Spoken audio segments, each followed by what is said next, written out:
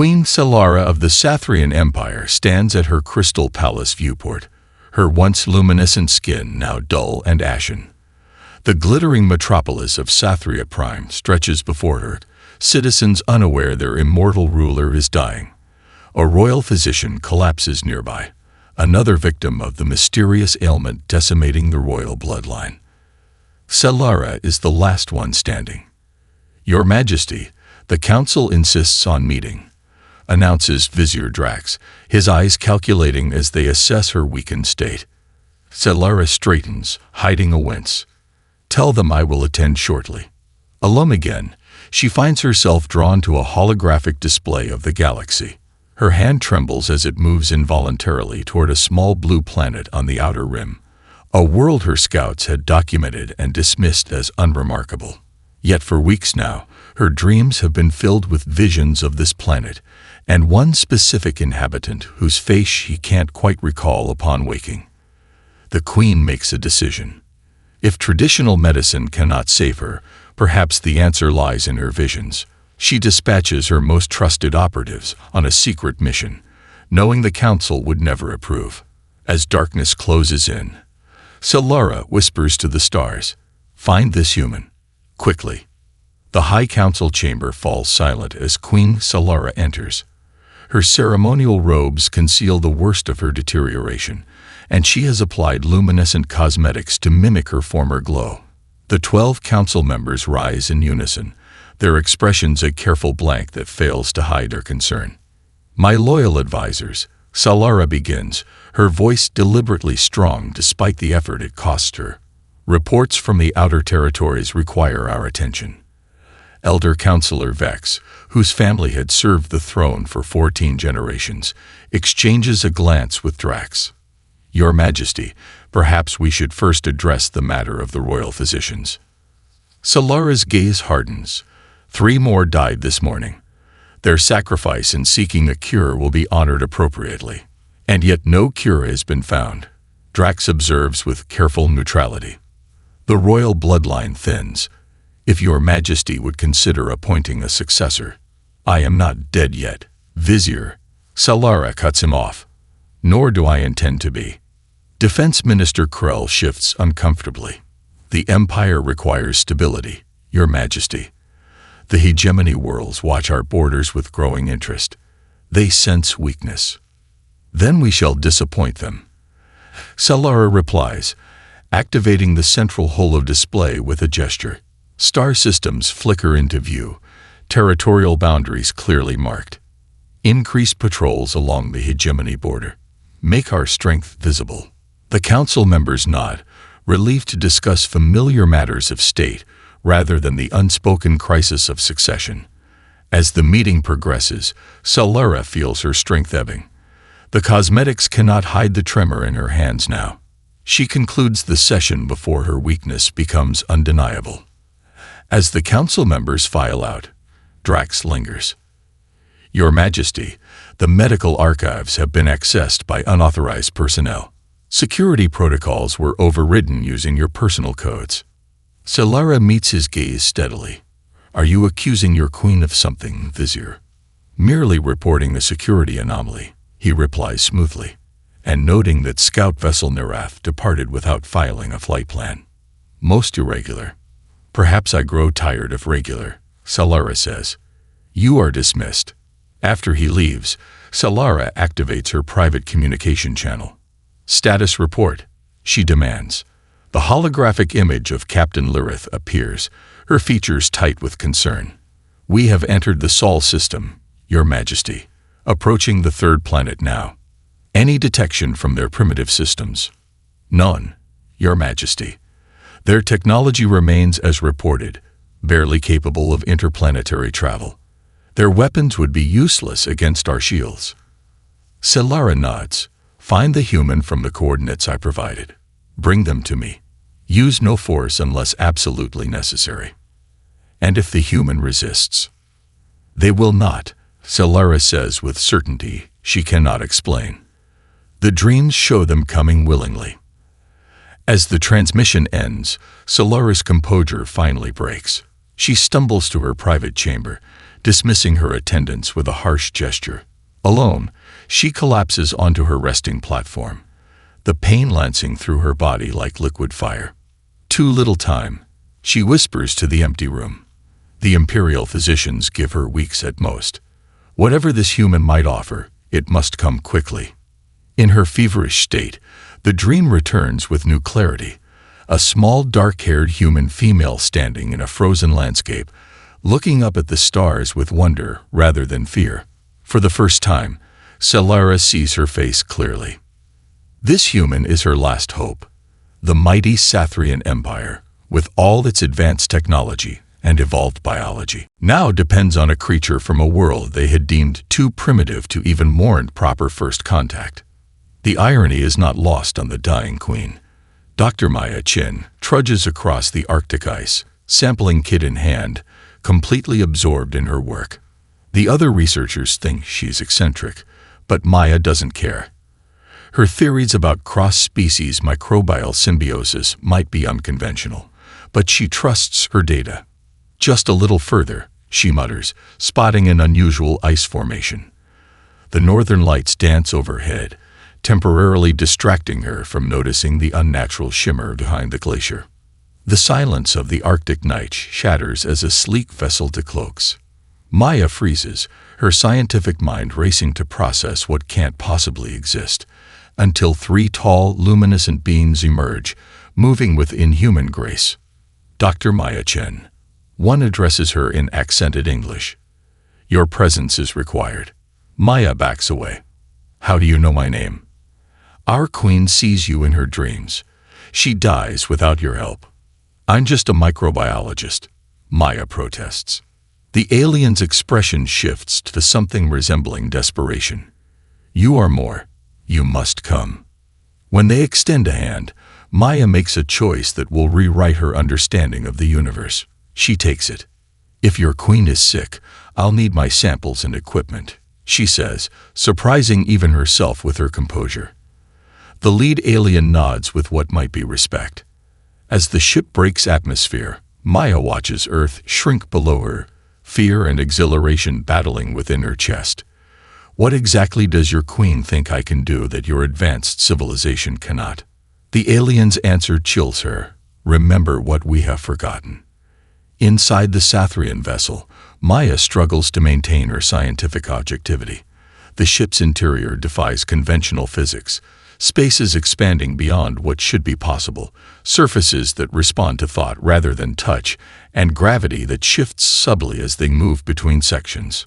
Captain Lirith observes the human with guarded curiosity. You adapt quickly for a species that has barely left its own atmosphere. Maya runs her fingers along a wall that ripples with bioluminescence at her touch. Humans are nothing if not adaptable. Is this alive? Semi-organic technology, Lirith explains. All Sathrian vessels incorporate living components. They maintain themselves, heal damage, and evolve to meet our needs. Fascinating, Maya whispers. On Earth, we're only beginning to experiment with basic bioengineering. Lirith's expression shifts to what Maya interprets as contempt. Yet your queen believes you hold knowledge we lack. The royal bloodline dies while we seek wisdom from primitives. An officer approaches, interrupting the tense exchange. Captain, Imperial Command requests update. While Lirith steps away, Maya opens her sample case, checking that her precious micro-cultures survive the journey. These extremophiles, organisms that thrive in seemingly impossible conditions, represent years of research. Whatever this alien queen wants, Maya's scientific integrity remains intact. She'll help if she can, but not without understanding what she's being asked to do. When Lirith returns, her demeanor has changed. The queen's condition worsens. We must accelerate. The ship lurches as it enters what Lirith calls fold space, and Maya's stomach rebels. She grips her seat, knuckles white, as stars blur beyond the viewport. Will I ever return home? Maya asks when she can speak again. Lirith doesn't answer immediately. That depends on whether you succeed. And if I don't, then there will be no empire to return you. The captain's voice softens unexpectedly. We were the first spacefaring civilization in this quadrant. We uplifted worlds, shared knowledge, built the foundations of galactic society. If Sathria falls, the balance shifts. Other powers wait, less benevolent than we. Maya studies the alien's face, reading the pride there, but also genuine concern. Your queen saw me specifically, not just any human. She described your research station, your appearance, even the scar on your left hand. Maya glances at the small crescent-shaped mark from a childhood accident. A chill runs through her that has nothing to do with the ship's temperature. I'm a scientist, Maya says carefully. I deal in observable facts, reproducible experiments, not dreams or visions. As do we, Lirith responds. Our species abandoned superstition millennia ago. Yet the Queen's dreams have proven accurate in ways that defy rational explanation. She has abilities beyond ordinary Sathrians. Before Maya can question further, a younger crew member approaches reverently, offering a metallic sphere. This contains information about our biology, history, and the current crisis, Lirith explains. Study it before we arrive. You have 6 hours. The sphere activates at Maya's touch, projecting 3-dimensional images and text that somehow translates into concepts she can understand. As Maya immerses herself in Sathrian knowledge, her scientific excitement begins to overcome her fear. These beings had mastered genetic engineering when humans were still developing agriculture. They had eliminated disease, extended their lifespans to centuries, even developed limited telepathic abilities through controlled evolution. Yet something had gone terribly wrong. Maya's eyes widen as the pattern emerges from the data. Her unconventional research might indeed hold answers for these advanced beings. The irony isn't lost on her.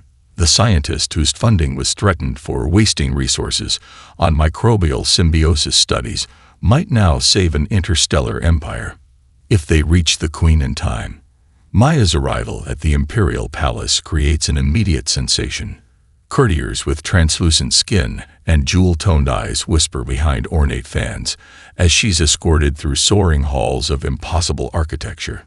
The human contaminates our sacred spaces, hisses a noble loud enough for Maya to hear. Her escort, a stern security officer named Krell, unexpectedly defends her. The Queen commands her presence. Would you question our sovereign? The noble retreats, but Maya feels the hostility surrounding her. A small figure breaks from the crowd, a younger Sathrian with curious eyes. I am Tela, junior researcher in Royal Sciences. The human biological structure is fascinating. Your cellular integrity despite exposure to so many contaminants, remarkable. Before Maya can respond, they arrive at the Queen's chambers. Royal guards part ceremoniously, revealing an inner sanctum where technology and artistry blend seamlessly. On a floating platform lies Queen Solara, once magnificent, now clearly failing. The Queen's eyes flutter open, focusing on Maya with startling intensity. The Dreamwalker arrives. She whispers, her translator rendering her words into English. You carry within you what we have purged from ourselves. Our perfection is killing us, human. Maya steps forward despite protocol, her scientific instincts overwhelming her fear. Your Majesty, I don't understand what you expect from me. Solara's laugh is a weak chime. Neither do I. But I have seen you standing among my people, healthy and whole, while we flourish once more. Find the connection, Earth Daughter, before the last light fades. Maya stands motionless as royal physicians scan her from head to toe, their expressions ranging from scientific curiosity to undisguised disgust. The medical chamber hums with technology unlike anything humans have conceived. Diagnostic equipment that operates at the quantum level, analyzing her down to the subatomic structure. Extraordinary contamination, murmurs the chief physician, studying the results. Trillions of non-human cells inhabit your body. How do you survive such infestation? Maya suppresses a smile. Those aren't infestations. They're symbiotic relationships. Bacteria, fungi, and other microorganisms that help my body function. Humans have co-evolved with them for millennia. The physician looks skeptical. Deliberate contamination would be unthinkable in Sathrian medicine. Yet your queen believes these contaminants might save her. Maya challenges. What exactly is happening to her? After a hesitant pause, a holographic display activates, showing Sathrian physiology in extraordinary detail. The chief physician indicates a complex cellular structure. The royal bloodline carries enhanced genes for cellular regeneration and neurological function. 2 months ago, these systems began to deteriorate in all royal family members. All of them, simultaneously. Maya asks, scientific curiosity overwhelming her discomfort. Within days of each other, confirms a younger physician. We initially suspected targeted biological warfare from the hegemony, but found no evidence of external pathogens. Maya studies the displays, noticing patterns that seem eerily familiar from her research. Has anything changed in your environment recently? New sterilization protocols, dietary adjustments. The physicians exchange glances.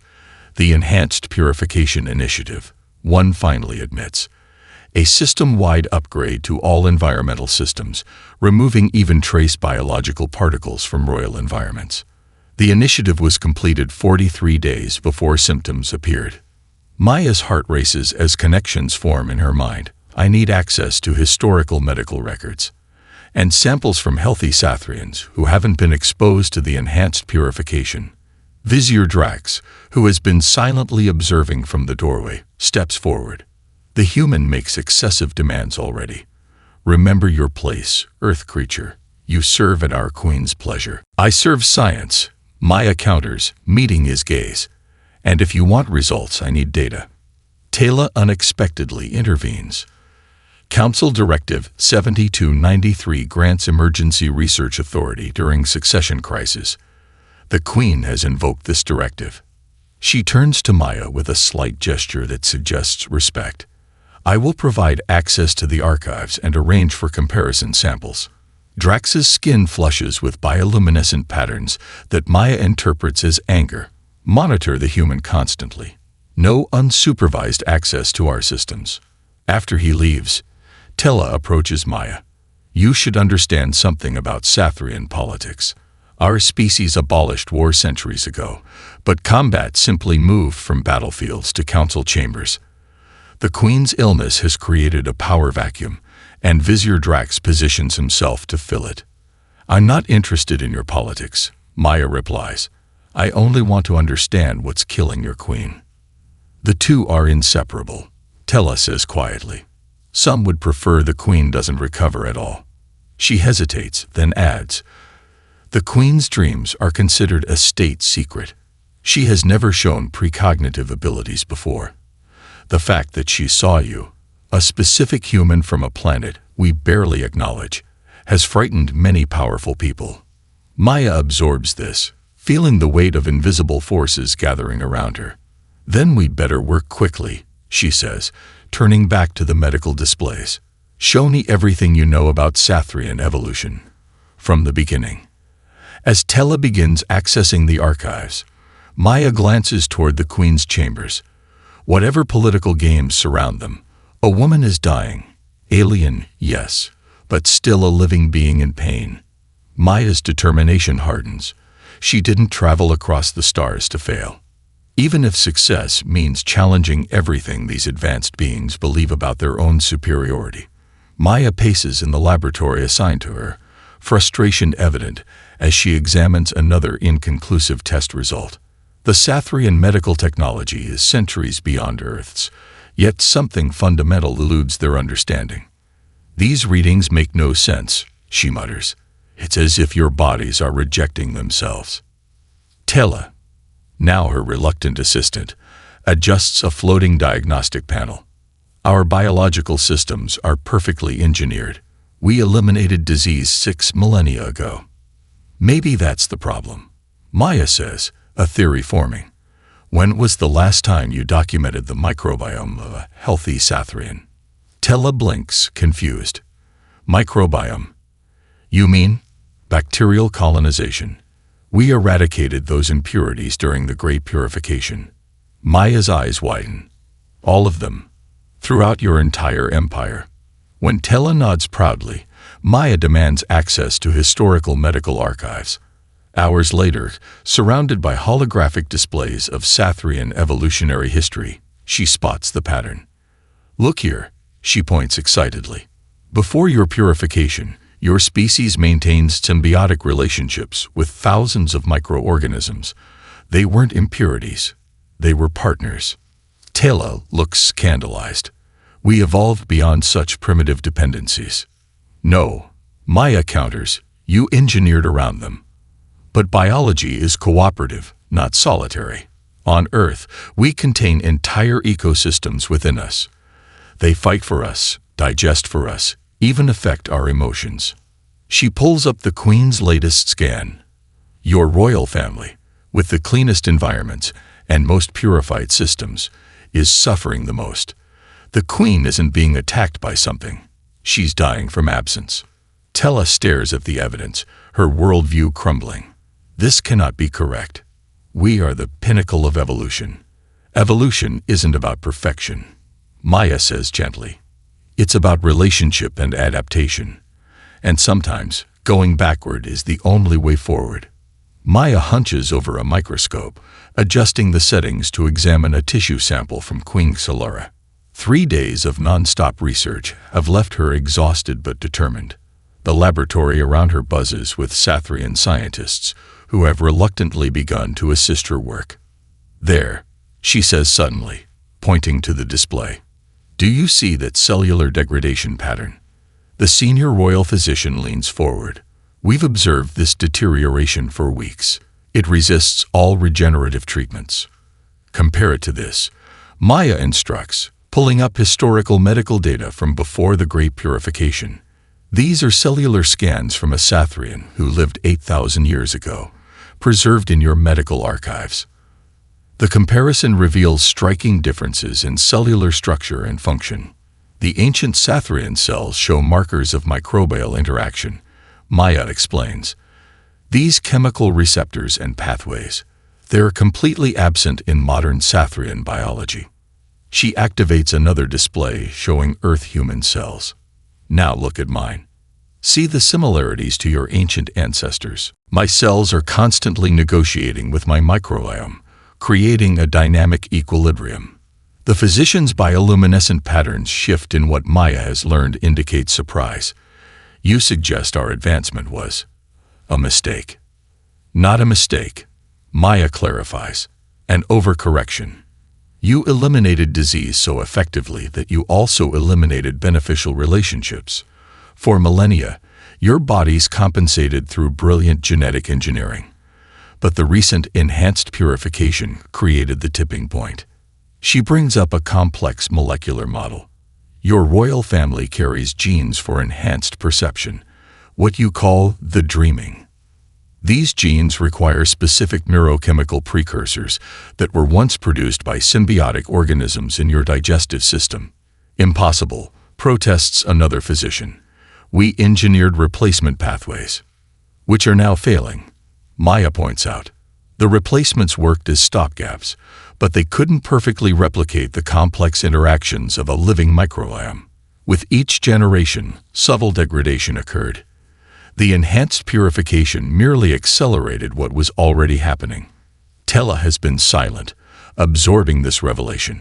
If true, this undermines our entire understanding of our evolutionary superiority. Or redefines it, Maya suggests. True advancement might mean recognizing the value of biological interconnection. A laboratory door slides open, revealing Vizier Drax with a contingent of security officers. The council demands a progress report, he announces coldly. Maya straightens, gathering her courage. I've identified the problem. Your people eliminated microbial partners that were essential to your biology. The royal family, with their enhanced genetic modifications, were most dependent on these relationships and thus most vulnerable to their absence. Drax's expression hardens. You claim our advancement caused our downfall. Absurd. Not advancement. Maya corrects. Over-specialization. In pursuing perfect sterility, you created perfect vulnerability. The Vizier turns to the Sathrian physicians. Do you support this primitive theory? After a tense silence, the senior physician responds. The evidence is compelling. The cellular markers match ancient patterns. The correlation with the enhanced purification timeline is statistically significant. And the solution? Drax demands. Maya takes a deep breath. We need to reintroduce specific microbial populations to the Queen's system. Essentially, we need to deliberately expose her to what you've spent millennia eliminating. The shock in the room is palpable. Drax's skin flushes with patterns of outrage. You propose contaminating our Queen. This is either insanity or sabotage. It's biology. Maya insists. Complex, messy, interdependent biology. The kind your people tried to transcend, but can't escape. We are all still part of the biological web, no matter how advanced we become. Drax steps closer, intimidating. The Council will never approve such heresy. Then the Queen will die, Maya states simply. And after her, eventually, all Sathrians with enhanced genetic modifications. Your pursuit of perfection has become your extinction event. The laboratory falls silent as the implications sink in. Maya has thrown down a gauntlet that challenges not just Sathrian medicine, but their entire civilization's view of itself. The battle lines are drawn. The Royal Medical Chamber erupts in chaos as Maya presents her findings to the Queen's Health Council. Deliberately contaminate Her Majesty. This is treason, shouts the chief physician, his skin flushing deep purple with outrage. Maya stands her ground. They aren't contaminants. They're missing components of your biology. Think of them as living medicine. Vizier Drax circles her like a predator. And we're to believe a creature from a planet that hasn't cured its own common ailments. Perhaps that's precisely why the human is qualified, counters a previously silent counselor. Their species still remembers what we've forgotten. The debate rages until a weak voice cuts through. Proceed. All eyes turn to Queen Solara, who has silently observed from her medical platform. But Your Majesty, Drax begins. I am still Queen, Solara interrupts, her authority undiminished despite her weakened state. And I will try the human way. Maya begins treatment immediately, carefully introducing synthesized versions of beneficial microorganisms derived from her own samples. The process is delicate. Too much too quickly could shock the Queen's system. For 3 days, Maya works tirelessly, adjusting and calibrating. On the 4th morning, she enters the Queen's chamber to find royal guards surrounding a convulsing Solara. What have you done? Krell demands, weapon drawn. This isn't my treatment, Maya insists, rushing to the Queen's side, despite the weapons. She examines the delivery system and finds traces of a compound she never authorized. Someone has tampered with the formulation. All eyes turn to Drax, who stands too calmly amidst the panic. Guards, he announces smoothly, arrest the human assassin. Maya works frantically at a secured terminal in her quarters, now effectively her prison. While awaiting trial for attempting to assassinate the Queen, she's been granted limited access to medical data to prepare her defense. What she really needs, however, is to continue her analysis of what went wrong with the treatment. The reaction doesn't make sense, she mutters, reviewing the biochemical data from the Queen's collapse. These compounds weren't in my formulation. The door slides open as Tella enters, glancing nervously over her shoulder. I can only stay briefly. The Council debates your fate even now. I need to know what happened, Maya says urgently. The Queen was responding positively to the initial treatments. Someone introduced a toxic compound into the delivery system. Tella hands her a small data crystal. I risked much to obtain this. Security recordings from the medical chamber, 12 hours before the Queen's collapse. Maya activates the crystal, and a holographic display shows the dimly lit Royal Medical Chamber. A cloaked figure approaches the Queen's biobit, manipulating the treatment apparatus with practiced hands. Can you enhance the image? Maya asks. Tella adjusts the settings, but the figure keeps their face carefully turned away from surveillance. Whoever this is knows the security system blind spots. They also know Sathrian biochemistry. Maya observes. Look at how precisely they're adjusting the formulation. She freezes the image, zooming in on the figure's hands. Those are ceremonial rings on the third finger. Council rank indicators. Tella confirms grimly. Only 13 individuals in the Empire wear such markings, including Vizier Drax. The second ring is his. Yes. Maya's mind races. I need to prepare an antidote to this compound, and I need a way to get it to the Queen. Tella's bioluminescent patterns flash with alarm. Impossible. You're confined until trial, and security around the Queen is tripled. Then the Queen will die, Maya states bluntly. And your empire will begin to crumble as other genetically enhanced Sathrians follow. This isn't just about one royal life anymore. It's about your species' future. Tella hesitates, then reaches a decision. There is a way. The Queen's personal physician, Nilari, questions your guilt.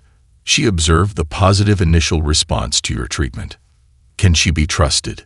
She has served the royal family for 3 centuries. Her loyalty is beyond question. Maya nods, turning back to the terminal. I'll need access to my original samples, and I'll need to synthesize 2 compounds, one to neutralize the toxin, another to continue the microbiome restoration. As Tella leaves to make arrangements, Maya stares at the frozen image of the saboteur. The rings glint in the dim light, proof of a conspiracy reaching into the highest levels of the Sathrian government. Hours later, Maya has prepared the necessary compounds when Tella returns with an older Sathrian female whose bearing suggests both authority and caution. Dr. Chen, the newcomer says formally, I am Nilari, royal physician. The Queen's condition deteriorates by the hour. Maya hands her 2 vials of luminescent liquid. The blue one neutralizes the toxin. The green continues the original treatment. They must be administered in sequence, exactly 17 minutes apart. Nilari studies the vials. You understand that if these harm the Queen, your death will be particularly unpleasant. If these fail, my death won't matter. Maya responds evenly. Your entire civilization faces a biological crisis that will only worsen with time. The Queen is merely the first casualty. Something in Maya's certainty seems to convince the physician. I will administer these myself, under highest security protocols. After Nilari departs, Tella turns to Maya. The trial begins tomorrow. Vizier Drax has gathered significant support in the council. Then we'd better hope these work quickly, Maya says, looking at the empty workstation where she prepared what might be either salvation or her own execution order. That night, Maya barely sleeps, wondering if she's doomed a queen and an empire with her primitive understanding of biology. Human science against alien physiology. The odds seem impossible. But then, she's always been comfortable with the impossible. The High Council chamber resembles an amphitheater carved from living crystal, with 13 elevated thrones surrounding a central platform, where Maya now stands, hands bound by energy restraints. The evidence is irrefutable, Drax proclaims to the assembled counselors. The human introduced foreign organisms to our queen, followed by a deadly toxin. Maya's voice rings out clearly. Then why was I trying to save her when your guards arrested me? If I wanted her dead, I would have fled. The head justice silences them both with a gesture. We shall examine the evidence objectively. Tella approaches, despite warnings from her colleagues. Honorable Council, I have analyzed the substance that poisoned our queen. It contains compounds found only in the royal gardens, gardens to which the human has never had access. Murmurs ripple through the chamber as surveillance footage appears, showing a cloaked figure entering the medical chamber hours before Maya arrived. Facial recognition is inconclusive, the justice states. Then perhaps we should ask who benefits most from the queen's death and the human's disgrace, Tella suggests boldly. Before Drax can counter, the chamber doors swing open dramatically. Queen Solara enters, walking unassisted for the first time in months. Her skin glows faintly, her steps strengthening with each moment. "My queen." The council members drop to one knee. "Rise," Solara commands, her voice stronger than it has been in months. "I have seen the truth through the veil of deception." Her gaze fixes on Drax. Some fear change more than death itself. Drax backs away. "Your Majesty, I acted only to protect." "My mind touches yours, Vizier. I see your ambitions laid bare." The queen turns to Maya. "Release her." The treatment works. My strength returns with each passing hour. The restraints fall away as the council watches in astonishment. Solara addresses them all. "The human has given us back our future, and shown us that sometimes evolution means remembering what we once were." Maya stands on a balcony overlooking the capital city, still processing the dramatic events of the past hours. The Queen's unexpected appearance at the trial had transformed everything in moments. Drax now occupies the cell intended for Maya, awaiting his own judgment for treason. The balcony door slides open as Queen Solara joins her, moving with increasing strength. Her skin has begun to regain its luminescence, though she still moves with careful deliberation. "You should be resting, Your Majesty," Maya says, concerned. "I have rested enough," Solara replies. "And you should call me Solara. You have earned that right." Maya turns back to the view. "Your city is beautiful. It was built on a foundation of certainty," Solara says thoughtfully. "We were so certain of our evolutionary superiority, our technological perfection. You have shaken that certainty to its core." "That wasn't my intention," Maya admits. "Yet it may be exactly what we needed." The Queen studies her with those unnervingly perceptive eyes. "Your treatment continues to work. The microbiome restoration progresses better than expected. The native Sathrian biology remembers its ancient partnerships," Maya explains. "Once reintroduced, the beneficial organisms find their ecological niches quickly. Your body recognizes what it once knew." "Like my dreams recognized you," Solara observes. "I still don't understand how I saw you across such distances." Maya hesitates. "I have a theory about that too. Your genetic modifications for enhanced perception. They were originally linked to your ancestral microbiome. As those organisms return to your system, those abilities strengthen. You may develop capabilities your people haven't seen for millennia." The Queen's expression shifts with surprise. "You suggest our lost abilities might return. The deeper dream state. The far-seeing." "Possibly," Maya nods. "Biology is full of surprises." A respectful knock interrupts them as Nilari enters. "Forgive the intrusion, Your Majesty. The preliminary results from other affected nobles show improvement with the human's treatment protocol." "As expected," Solara acknowledges. "Prepare distribution to all affected houses." After Nilari departs, the Queen turns back to Maya. The council remains divided. Many accept the evidence of your treatment's success, but others resist the implications. It challenges our most fundamental beliefs about our development. "Scientific progress often does that," Maya says gently. "Indeed." Solara's gaze becomes distant.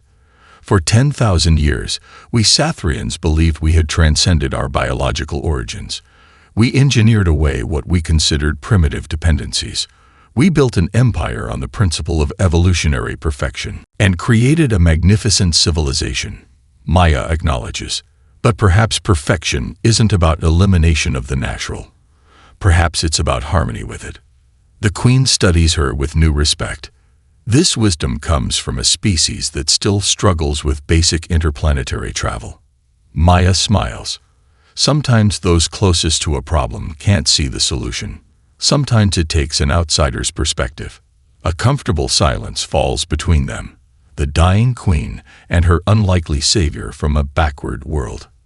"The political ramifications will be complex," Solara finally says. "Drax was not alone in his opposition. Many fear what your discovery means for our social order." "What does it mean?" Maya asks. The Queen's luminescence brightens slightly. a Sathrian smile. "It means, Dr. Chen, that we must evolve once again. But this time, not by rejecting our biology, but by embracing it." She gestures toward the vast city. "And that may be the most difficult evolution of all." News of the Queen's recovery spreads rapidly across the Empire. Maya finds herself elevated from prisoner to honored guest overnight. In a spacious laboratory provided by royal decree, she works alongside Tela and a growing team of young Sathrian scientists. The applications extend far beyond treating the current illness, Maya explains, gesturing to holographic models of Sathrian biology. These symbiotic relationships could enhance your lifespans, improve cognitive function, even strengthen your telepathic abilities. A senior official observes skeptically, "You propose we reintroduce biological messiness after millennia of perfecting cleanliness." "I propose balance," Maya counters. "Your pursuit of perfection created vulnerability. In trying to rise above your biology, you lost part of what made you strong." As the research progresses, Maya gains unprecedented access to Sathrian knowledge. One evening, Tela shows her a restricted star chart in the royal archives. "This is why you were kept in isolation," Tela explains, highlighting Earth's solar system surrounded by warning markers. "Many advanced species find humans unsettling." Unsettling. Why? Your species is remarkably inconsistent. You demonstrate both extraordinary compassion and shocking violence. You create both sublime beauty and devastating weapons. Many civilizations found you too unpredictable to risk contact. Maya absorbs this revelation as reports arrive from across the Empire. Other Sathrians showing early symptoms similar to the Queen's. What began as a royal ailment now threatens to become a civilization-wide crisis. "We need to implement solutions immediately," Maya insists to the Council. "Your entire species has the same vulnerability." As resistance to her ideas fades, Maya realizes the Sathrians are facing a humbling truth.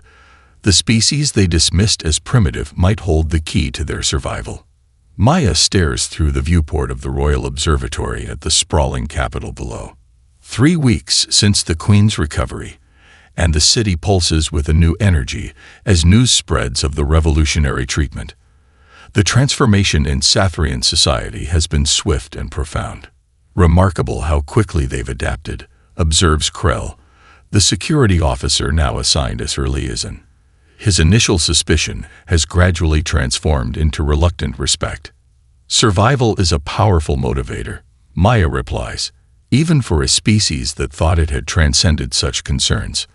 The latest reports from across the Empire confirm her worst fears, cases of cellular degradation appearing in the general population, particularly among those with enhanced genetic modifications. What began in the royal bloodline now threatens to spread throughout Sathrian society. Tela enters with fresh data scrolling across a holographic display.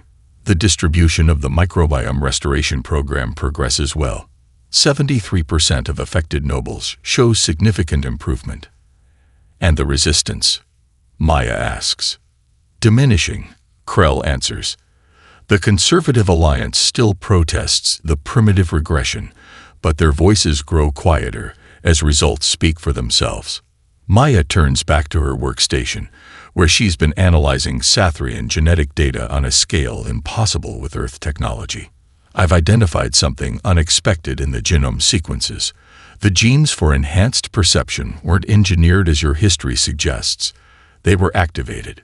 Tela moves closer, curious. "What do you mean?"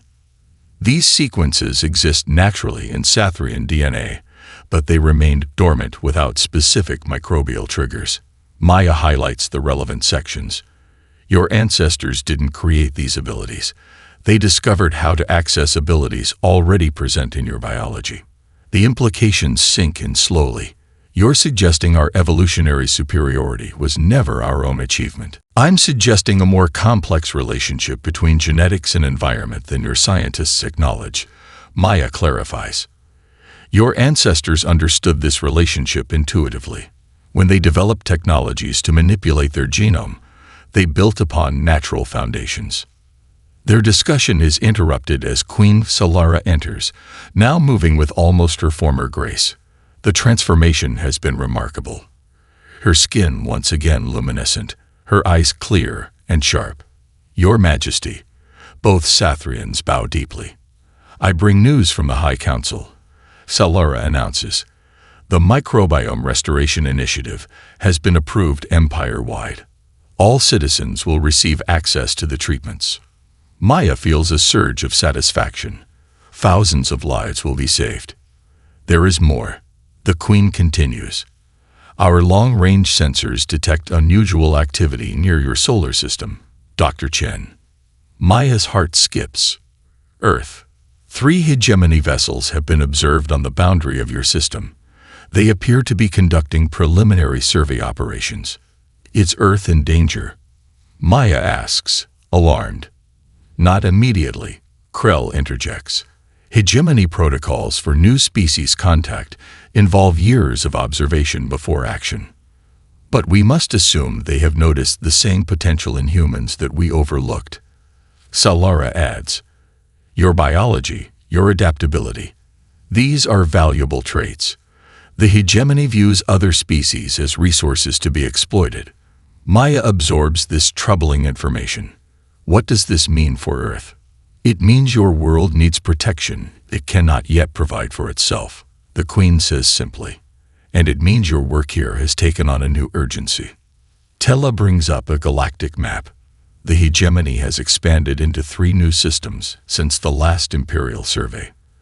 Their resource consumption patterns suggest they seek biological diversity.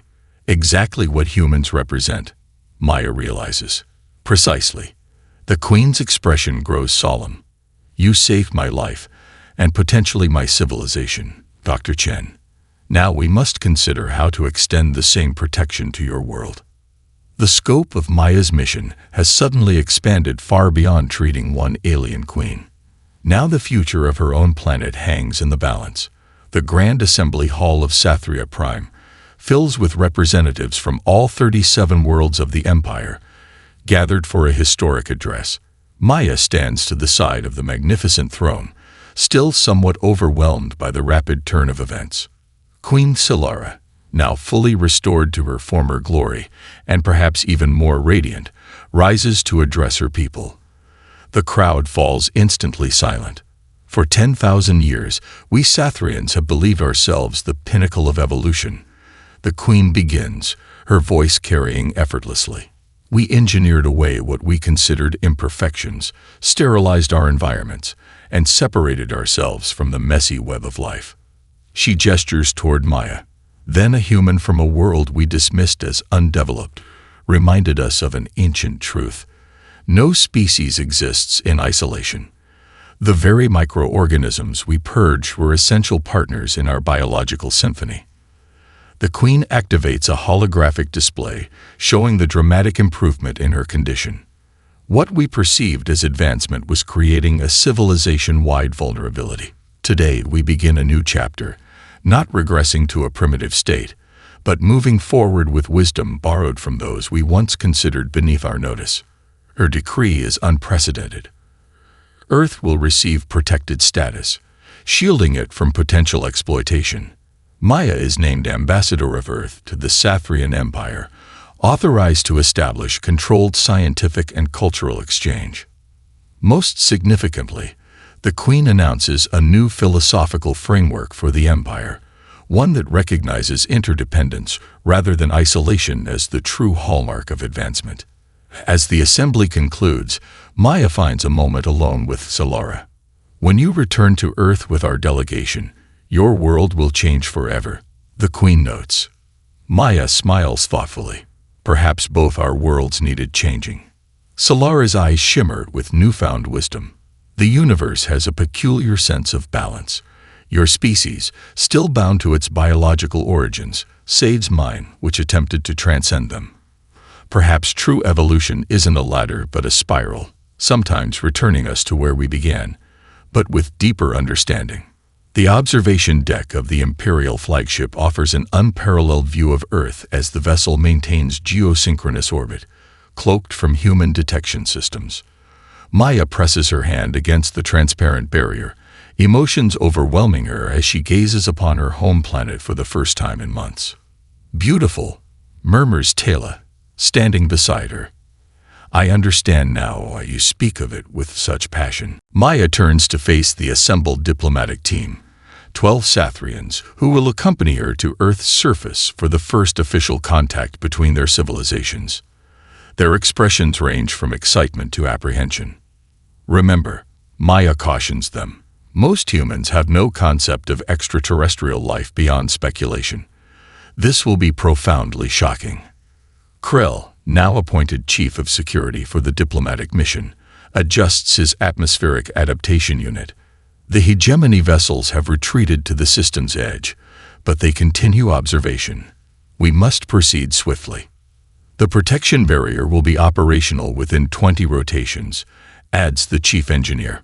Once established, it will shield your planet from unauthorized approach while remaining undetectable to your current technology. Maya takes a deep breath, considering the weight of her position.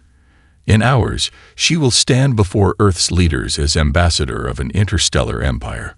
Her life's trajectory has been irreversibly altered, as will humanity's understanding of its place in the universe. A communication panel chimes as Queen Solara's image appears. The Council has approved the final protocols.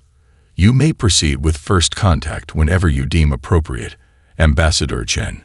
"Thank you, Your Majesty," Maya responds, still adjusting to her formal title. "There is one matter we haven't discussed," the Queen continues. "Your research on Earth, your work on extremophile microorganisms." Maya blinks, surprised. "What about it?" "It wasn't coincidence," Solara states. "Your specific research path, exploring symbiotic relationships in extreme environments, was precisely what our civilization needed. Of all humans, you possessed the exact knowledge required to save us." "Scientific serendipity," Maya suggests. The Queen's expression turns enigmatic. "Perhaps, or perhaps something more. As my ancestral abilities return, I sense patterns beyond coincidence, connections across light years and species boundaries. You believe our meeting was somehow predetermined. I believe the universe favors balance," Solara replies. "When one species strays too far toward isolation, another emerges to remind us of connection." The ship's captain interrupts, announcing their approach to the designated landing zone, a remote location where Earth's representatives await, summoned by carefully orchestrated communications over the past week. As the diplomatic team makes final preparations, Maya gazes once more at her home planet. Humanity's understanding of reality is about to fundamentally change. They will learn they are not alone, that the galaxy teems with civilizations both benevolent and threatening. But they will also learn something equally profound, that their primitive biology, their messy interconnectedness with their natural world, represents not a stage to transcend, but a strength to preserve. That in the vast cosmic perspective, humanity's seeming backwardness contains wisdom ancient species have forgotten to their peril. As the ship begins its descent through Earth's atmosphere, Maya considers the supreme irony. A human from a backward planet has not only saved an alien queen, but potentially redirected the evolutionary course of an interstellar civilization. Sometimes the most valuable wisdom isn't found in advancement, but in remembering what was nearly forgotten. The ship touches down on Earth soil. The hatch opens. First contact begins.